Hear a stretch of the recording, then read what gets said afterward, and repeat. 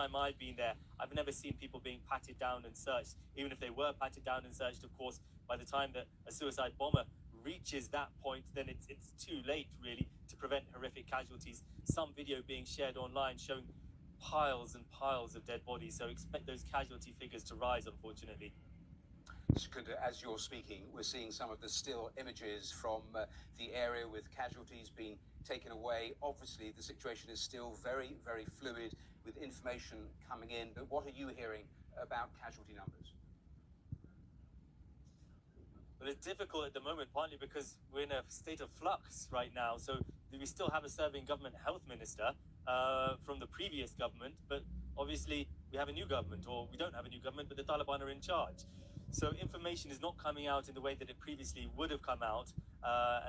But from what we're understanding from US sources, a number of US soldiers had been injured. Reports of around 3 US soldiers being injured. Local media saying that 13 people were killed in total.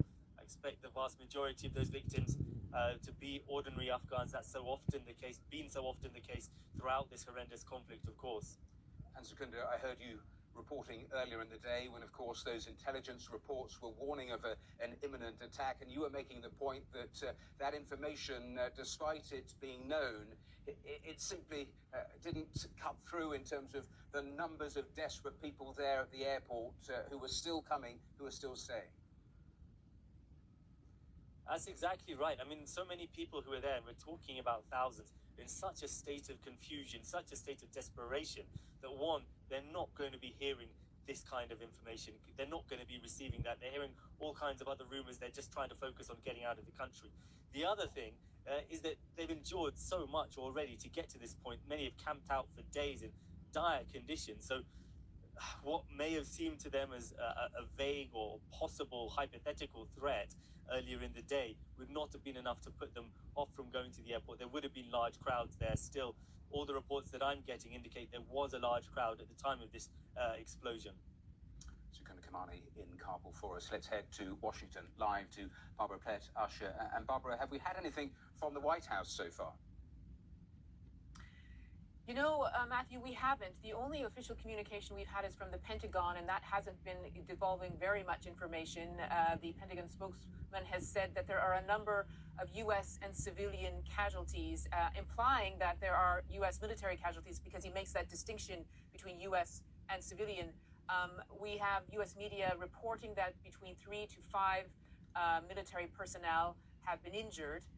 And this, of course, would be the scenario that the U.S. was very much wanting to avoid. As Sikander was saying, probably the majority of those dead or wounded are Afghan civilians, but for the administration, they really don't want to have U.S. casualties at the end of this evacuation effort. And so that is the reason they had, we understand, is why President Biden, at least one of them, was reluctant to extend the deadline. And he had begun warning last week publicly about the possibility of an attack by Islamic State group.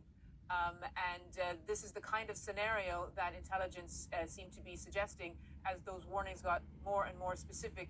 And they do imply that there was very specific intelligence, because the State Department said to Americans yesterday not to go to 3 gates, including this one, Abbey Gate. So that this is something that they seem to have seen coming. In terms of the situation in Washington, Matthew, everything's on hold. We were supposed to have a briefing from the Pentagon an hour and a half ago. That was just a regular briefing. That has been delayed indefinitely. The president was supposed to be meeting the Israeli prime minister, but that has also been postponed. Mr. Biden, is in the Situation Room together with the chairman of the Joint Chiefs of Staff and other people, of course, watching what's happening, getting all the latest information on the situation on the ground and on the latest on casualties. Really briefly, Barbara, because a number of guests I've talked to in the last hour, very knowledgeable, all making the point they now totally anticipate that the Americans and others won't be able to get their citizens out by the 31st deadline. Are you hearing anything from the Pentagon about whether flights are continuing or have been paused?